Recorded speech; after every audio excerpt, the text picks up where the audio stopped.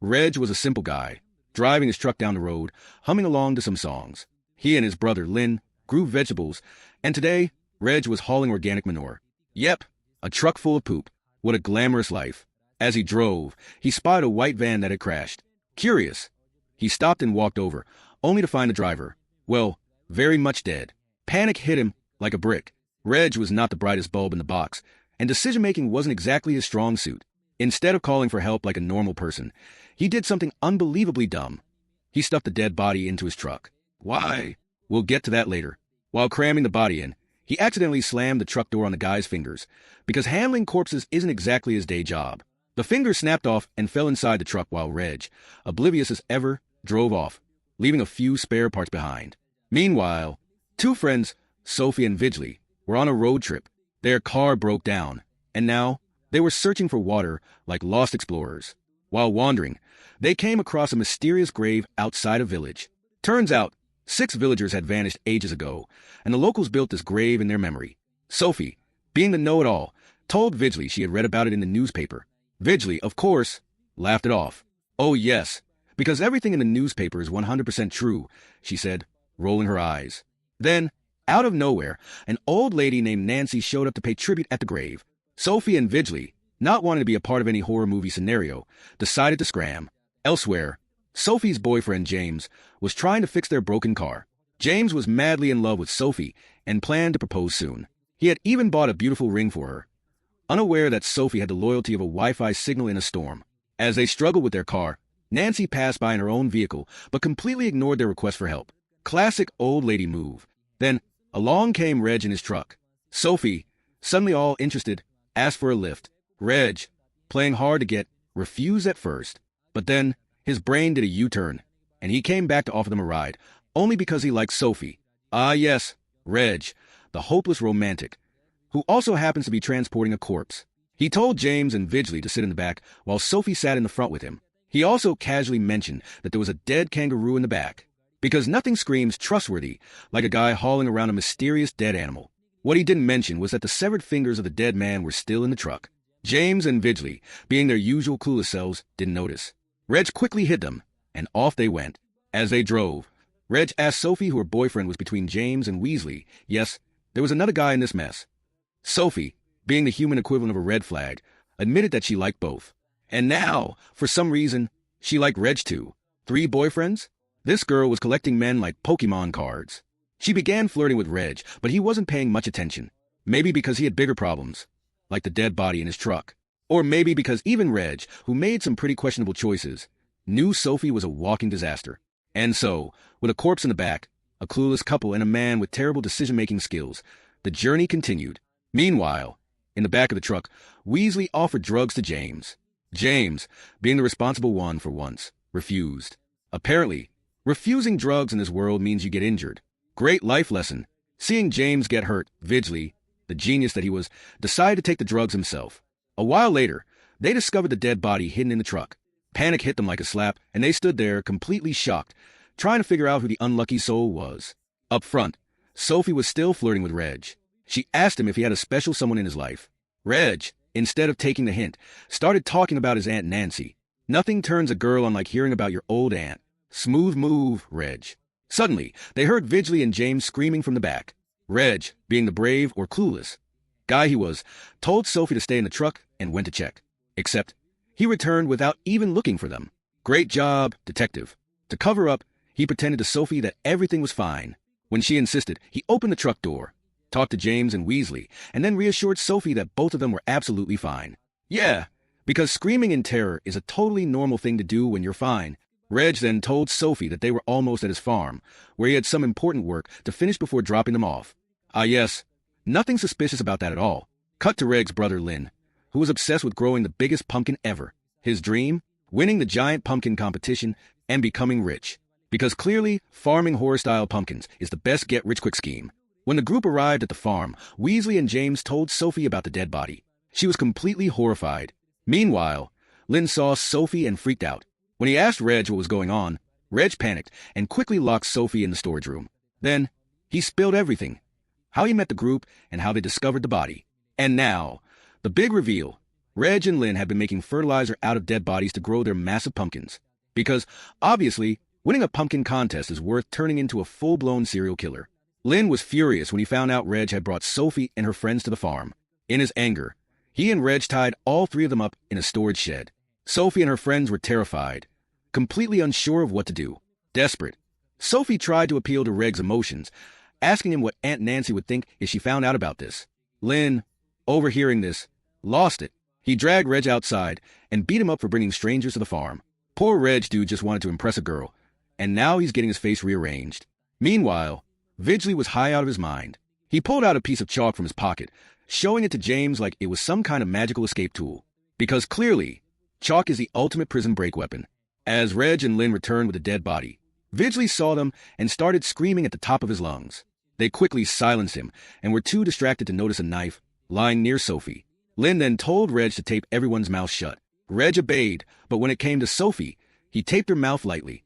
Ah yes, because that totally makes up for the whole kidnapping and murder thing. Next, Reg and Lynn stripped the dead body and hung it upside down, preparing to dispose of it.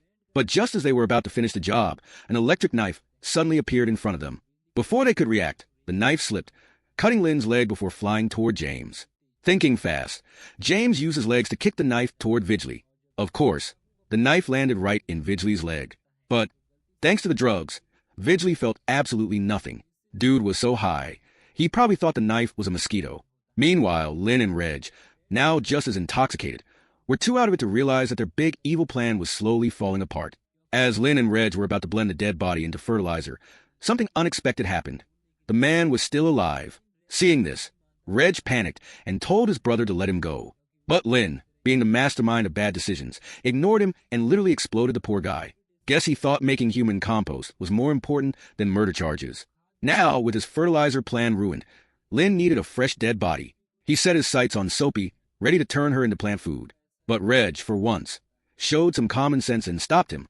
Instead, he sarcastically suggested, why not just use James first? Because obviously, turning your problems into mulch is a logical solution. So, they tied James up, ready to turn him into fertilizer. But James, proving he wasn't as useless as he seemed, broke free using an electric knife. He ran off and stole Rag's truck.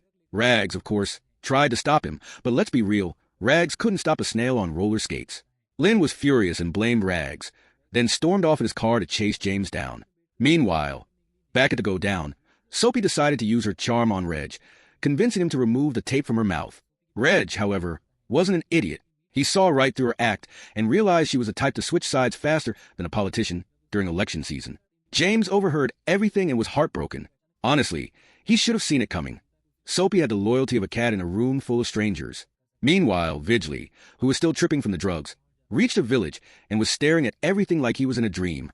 Lynn found him, but somehow, Vidgley managed to injure him and escape. Unfortunately for Vidgley, he reached his truck only to realize the keys were missing. Because, of course, nothing in his life could ever go smoothly. He had no choice but to go back for them, where Lynn was waiting. This time, Lynn got the upper hand, injured Vidgley, and took him hostage. Elsewhere, James was still fuming about Sophie's betrayal. When he confronted her, Sophie shrugged and said James wasn't that great anyway. In fact, even Vidgley was cooler than him. That hit James hard, because when the town clown is rated higher than you, it's time for some self-reflection. Meanwhile, Lynn was transporting his new prisoner, Vidgley, in his car when he ran into a police officer, who just happened to be his friend. But the officer was suspicious. When he asked what Lynn was up to, Lynn casually replied, "Oh, just carrying a dead kangaroo. Yeah, because that's totally normal." But then, Vidgley made a noise from the trunk. The officer, now even more suspicious, demanded Lynn open it. Just as the officer realized what was happening and promised to help Vidgley, Lynn did what every bad guy does in a movie, shot the officer right then and there. Honestly, at this point, Lynn's criminal resume was longer than a grocery list. Rag was with Sophie, feeling guilty about his past mistakes. He apologized for their messed up marriage and promised to save her from his crazy brother Lynn. Meanwhile, Lynn returned home with Vidgley, only to find that his prized pumpkin, grown with human fertilizer, was smashed. Seriously, who even brags about growing veggies with human remains? This guy needs therapy, not a farming competition. Reg appeared and casually admitted he was the one who broke the pumpkin. This sent Lynn into a rage, and he beat Reg up badly before throwing him into the car's trunk. When Reg asked to open the trunk, Vidgley, who was also inside, pulled out a gun he had secretly taken from a police officer. He started firing at Lynn and Reg, accidentally hitting Reg in the hand. Just then, Aunt Nancy showed up. Perfect timing, like an uninvited guest when you're trying to commit a crime. Lynn, not wanting to get caught, locked Reg in the trunk with an electric shock to shut him up. When Aunt Nancy asked about him, Lynn casually lied, saying he was out for some work. Meanwhile, Soapy managed to call home for help, but when Aunt Nancy picked up, she just ignored the call and put the phone aside. Great job, Aunt Nancy. If there were an award for most useless relative, you win hands down. Reg and Lynn eventually freed themselves from the trunk and rushed to the go down to save Soapy and James. But as soon as James was free, he immediately attacked Weasley, furious that he had cheated on him with Soapy. Seeing the two fight, Rag stepped in and told them to stop. Because clearly, in the middle of all this chaos, a love triangle fight is totally what matters most. Weasley and James finally calmed down, and Rag headed inside to confront Lynn. But what he saw inside left him completely shocked. Lynn was getting intimate with Aunt Nancy. This man really said, when in doubt, keep it in the family. Just then, Vigilly noticed Aunt Nancy holding a severed hand and followed her inside. As soon as Lynn entered, Vigilly shot him on the spot. When questioned about what he was doing with Aunt Nancy, Lynn had no answer. This led to an argument, with Aunt Nancy trying to break it up, but of course, it didn't work. In a fit of rage, Lynn shot Aunt Nancy dead. Honestly, Aunt Nancy should have minded her own business instead of starring in this family horror show. Before Lynn could kill Reg managed to push him down and escape. Running back to the go down, Reg found that Soapy and James were missing. The next moment, Lynn attacked him, knocking him unconscious. When Reg woke up, he was hanging upside down, with Lynn preparing to turn him into fertilizer. Seeing this, Reg asked, "How could you do this to me?" Lynn, with a twisted smile, replied, "I can do anything to win the competition." Yeah, because nothing screams winner like blending your own brother into plant food. Just when Lynn was about to blend Rag into fertilizer, Soapy suddenly appeared and made a complete mess on Lynn. Because when words fail, bodily functions do the job just fine. Lynn freaked out and Rag seized the moment. He pushed Lynn from behind, sending him straight into the blender machine. The machine did its work, and just like that, Lynn was gone. Guess he finally became the human compost he always wanted to be. With Lynn out of the picture, Rag pulled out a ring and proposed to Sophie. Sophie happily accepted, and everything seemed to be falling into place for them. Meanwhile, James had managed to escape and was desperately trying to hitch a ride on the highway. But instead of stopping, a passing driver decided to turn James into a speed bump and kept driving. James was left injured and eventually he didn't survive. And with that, the movie came to an end.